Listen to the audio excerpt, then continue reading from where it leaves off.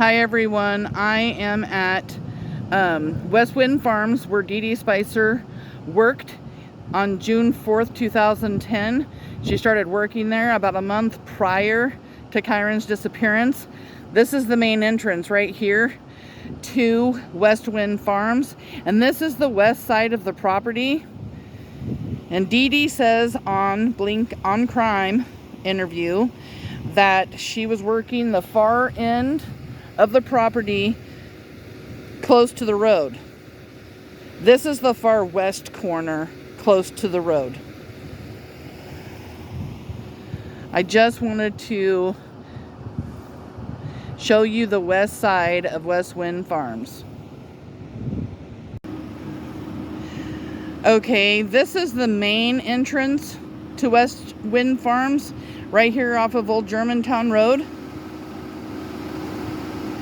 I am just wanting to clarify some confusion that there are two ways onto the property, and this is one. This is the second driveway into Westwind Farms. The house is right here, and this road kind of goes down and around the house and then back towards the east side of the property, and it's connected to Germantown Road.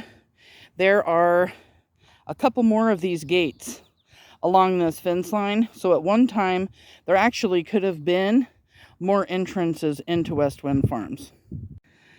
Okay, so let's go over the property a little bit. There's 79 acres of property.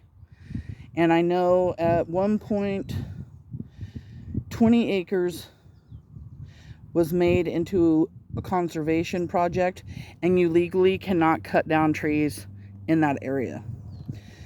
40 acres is like a quarter mile north, quarter mile east, quarter mile west, quarter mile south. A great big giant square. That's how big 40 acres is.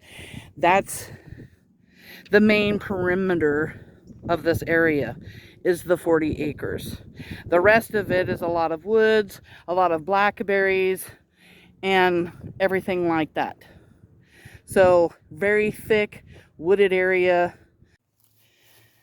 Okay, so this is the far east of Westwind Farms. This is the corner. There's a gate there. Never realized there was a gate here.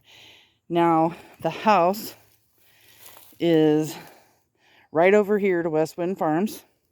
Little dragonfly just touched me. And I want to just go over with you Dede Spicher. She comes to work 9 a.m. in the morning on June 4th, 2010. She leaves her lunchbox and her cell phone in the car. I don't know if she normally left her cell phone in the car, but she said that she left it in the car because she didn't want to drop her phone in the mud that day. After she shows up to work, she goes in and talks to her employer, Mrs Hockinsmith.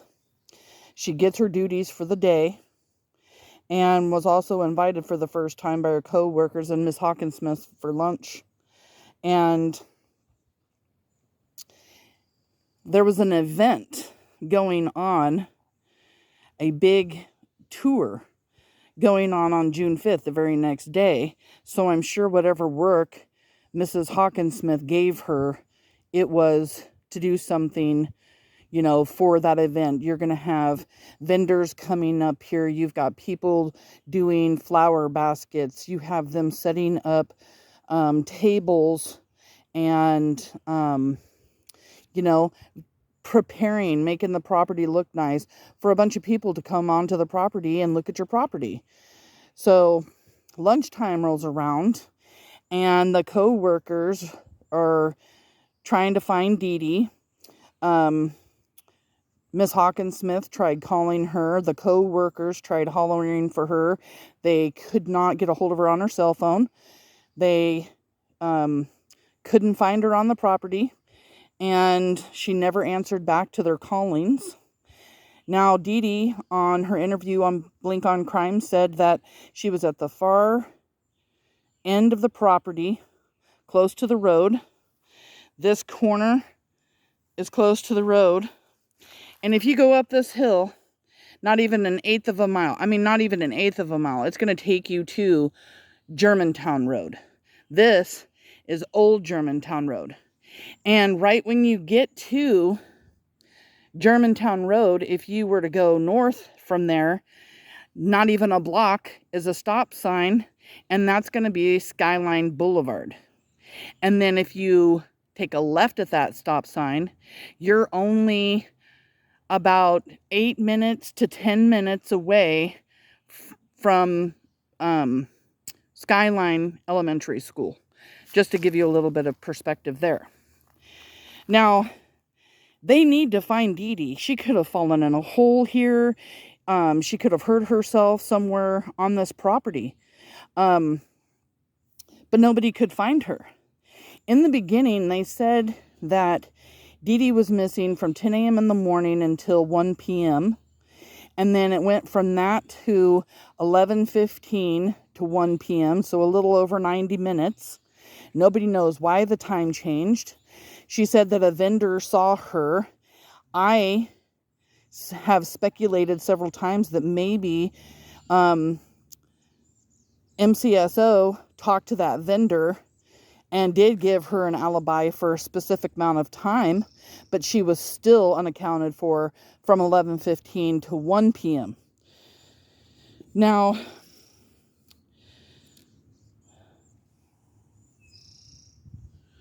I find it really strange that during an event, they can't find her. And maybe she thought, hey, this is a great day for me to disappear, because there were so many people. But I also look at it as, if there were a lot of people, then why didn't they see Dede? Dede eventually ends up going and staying with Terri at Terry's house after Kane took the baby out for 11 days. Burner phones were bought so that they could talk to each other. There was another woman involved. She was the one who actually came forward and said that the burner phones were bought. The burner phones were bought with a fake name and in cash. I think that that's pretty suspicious. But I wanted to come out here, show you the property, clear up the miscommunication about how many ways there is to get into Westwind Farms, because there are several gates, and I know 2 roads that are there now.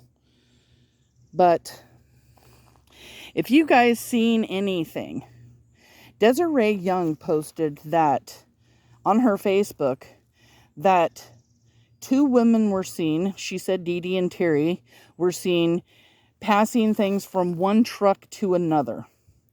If you've seen anything on Old Germantown Road on June 4th, 2010, or days prior to that, anything suspicious, any cars around this area, please call MCSO at 503-988-0560. Now, the Westwind Farms was known for its lavender, and this area was searched for Chiron. I don't know if they use dogs or not, but we recently found out that lavender is toxic to dogs. This is Dede and Chiron. If you've seen them together at all, please call that tip line number or the National Center for Missing and Exploited Children at 1-800-THE-LOST or your local FBI.